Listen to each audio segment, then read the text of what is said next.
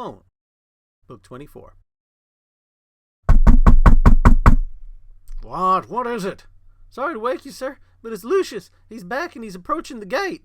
Okay, let him in and give him anything he wants. I'll be right out. Got it. Smiley, get dressed, go round up the militia. Aye, aye, Captain.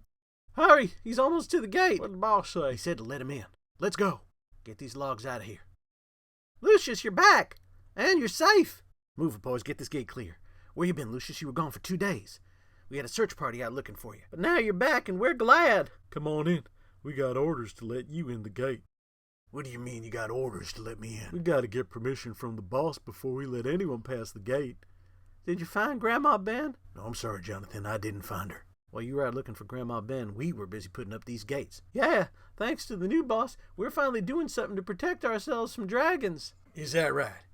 And just exactly who is this new boss, as if I didn't know? He is. Psst. Hey, Smiley. Good morning, Fungbone. You got a minute? I need your help with something. Sure, cuz. What's up? Come here. It's back in the stables. Lucius, you big lug, welcome back. What do you think of our security fence? Pretty good for such short notice, don't you think?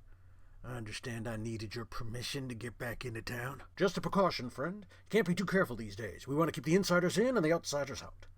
I see. And this is a decision you've made in your capacity as boss? I'm doing this out of concern, that's all. The world's a very dangerous place, and we want to keep it at a distance. Well, I don't like it. I want it torn down. Lucius.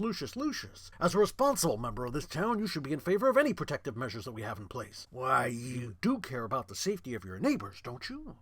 Why, you runt! There's never been a dragon in this town. We don't need you to protect us. Are you done? You're not fooling anyone, Phony Bone. You planned this whole Dragonslayer thing just to put yourself in charge. Are you done? If you think I'm going to check with you every time I want to go in or out, you're crazy. Are you done? Good, because I can't see why you wouldn't want to cooperate with something that guarantees the safety of your neighbors. Now, we'd like to offer you some shelter for the night, but unfortunately we're using your room at the tavern for our command center. So, we've fixed up a little place for you to sleep in the kitchen. What? You took over my bar? Well, I'm gonna... Hold it, Lucius. We're with the Bone on this one. We want him to protect us. Since when do you guys listen to anything Phony says? Since he started telling us the truth about dragons. Wendell, I'm sorry, Lucius. We got families to think about. You fall in line or you get out. Is that the way all you boys feel? Euclid, Rory, Jonathan? Well. Now that that's settled, I think you'll find the accommodations in the kitchen to be suitably Spartan. Forget it. I'll sleep in the barn. Hurry up, Fungbone. I want to see this baby rat creature cub you're hiding. He's right here. Hold on. I'll light a candle. Whoa. It is a cub. Have you shown this to Thorn? Yeah, she flipped out. Big time. That's too bad. He looks kind of sweet. Say, look at that. His ears aren't pointed. They must crop him when they get older. Huh. You must be right. Can he do any tricks? Tricks? Gee, I don't know, Smiley. He's not a pet. He's a rat creature. I bet he's smart. Let's see if I've got any food on me. Half a cheese sandwich. Perfect. Okay, little fella. Are you hungry? Are you? Sit. Hey, see? I told you he was smart. Uh-oh. Somebody's coming. What? Hide the cub. Somebody's coming in the barn. Who's in there? Speak up. Who's there? It's us, Mr. Dowd. Fungbone and Smiley Bone. Fungbone. Where's Rose? Where's Thorn? Has anything happened to him?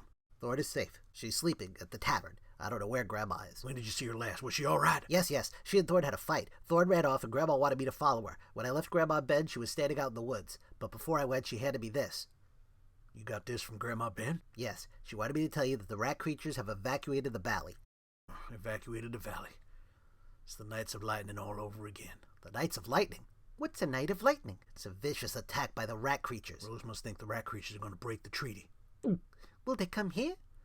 This is the treaty zone. Did Rose tell you anything else? Did she say where she was going? No, but she did tell us the truth about her being Queen of Athea and that Thorn is the heir to the throne. Hello? She did? Oh, and I'm supposed to tell you it's the Lord of the Locust. Does that mean Thorn's a princess? That's odd. Lord of Locust was an ancient enemy of the dragons. I thought he got turned into stone or something back when the dragons still ruled the earth. Grandma was pretty upset about it. Sacre bleu! What else did Rose tell you? We talked about Thorn's dreams, and Thorn can hear some kind of hum that the rest of us can't hear. Hey! Rose told you quite a bit, didn't she? We had a few rough days, yeah. Oh, she also told us about the disciples of Vinu, these monks who study dreams and wear their hoods pulled out over their faces. The Stick Eaters. They're a military order that went underground when the kingdom fell. The dreaming. That's what Grandma kept calling it. I guess these stick eaters study dreams. Hey. Stick eaters believe that our dreams connect us all back to some original source. Hey. Are you a disciple of Vinu? Hey. Do I look like a holy man to you? Hey, is Thorn a real princess with a crown and everything? How do I know, Smiley? Yeah, with a crown and everything. The whole works. What happened the other night, Bone? We heard you yelling about a dragon. By the time we got there, all we found was blood splattered on the ground. I was calling out to the dragon for help because we were being attacked by a giant rat creature called Kingdog. I know that monster.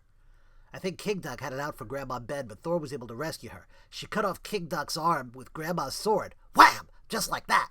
She cut his arm off? With Grandma's sword? Well, the cat's really out of the bag now. We better go find Thorn. I just can't get over it. A princess.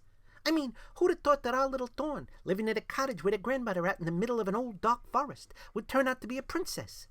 Unbelievable. Think she'll let me wear the crown? I bet I look cool with a crown.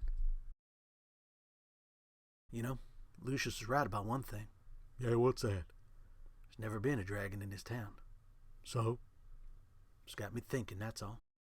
So what if there's never been a dragon in this town? I like defense, 'cause it makes sure there ain't never gonna be no dragons in this town. I like defense too, but does it seem right to you that while we're hiding in here, those dragons are out there, walking around free as birds? What are you getting at, Wendell? Why should we be afraid to go out at night? Are we gonna let those dragons rule our lives? The Midsummer Days picnic's coming up and we're trapped in here. Bloody dragons.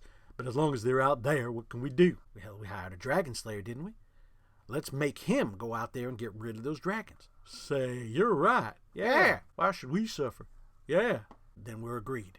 For our family, for our wives and kids. It's time for the Dragonslayer to start earning his keep. Thorn, you awake? It's Lucius. I'm awake. Sorry to disturb you this late. It's all right, Mr. Down. Come in. You have your grandmother's sword, I see. And you're wearing it in bed. Thorn. Oh, Mr. Down. There. You're safe. You're safe.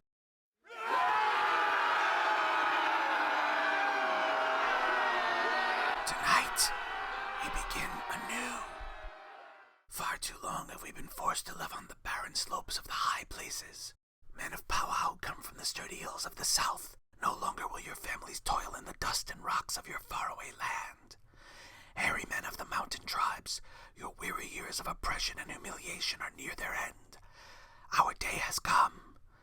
For the Lord of our dreams and the King of all mists speaks to you through me and delivers us these laws. Laws which are proclaimed for all to hear. So speaks the Lord of the Locusts. Law the first. All the valleys and all the lands between the mountains and the rising sun, between the mountains of the rising sun and the mountains of the setting sun, belong now and forever to the people of the holy house of mists. So saith the Lord of the Locusts. So saith the Lord of the Locusts. Law the second.